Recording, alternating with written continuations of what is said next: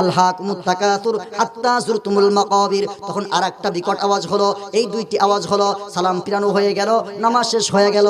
নবী আমার ডাক দিয়ে বলে, সাহাবীরা রে, বিগত দিনে কোনোদিন তো আমার জিন্দেগিতে এরকম বিকট আওয়াজ শুনি নাই, কে এরকম বিকট আওয়াজ করলো? পিছনে নামাজের মধ্যে কি হয়েছে?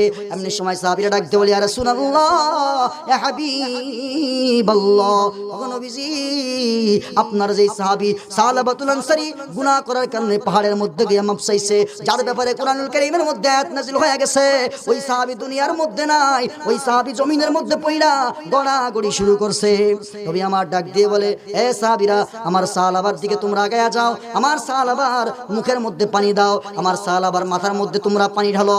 আমার ভাইরা যখন সাহাবীরা মুখের মধ্যে পানি দিতে যায়, মাথার মধ্যে তেল দিতে যায়, মাথার মধ্যে পানি দিতে যায়, হযরত সালমান ফারসি রাদিয়াল্লাহু তাআলা আনহু আমার ভাইরা সামনে হাত টানিয়া চেক করে দেখে, ডাক দিয়ে বলে, ইয়া রাসূলুল্লাহ, ইয়া হাবিবাল্লাহ, মুখের মধ্যে আর পানি দেওয়ার কোনো প্রয়োজন নাই, আপনার সাহাবাতুল আনসারী, আপনার সাহাবা এই দুনিয়ার জমিনে আর বেঁচে নাই, আপনার সাহাবা চিরতরে ইন্তেকাল করে আল্লাহ রাব্বুল আলামিনের কাছে চলে গেছে।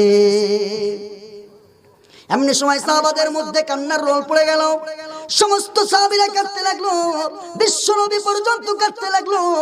আর সমস্ত সাহাবীরা যখন কাঁদে, এমনি সময় পিছন দিক থেকে হযরত সালাবাতুল আনসারীর সেই ছোট মেয়েটা আমার ভাইয়েরা হযরত খামসানা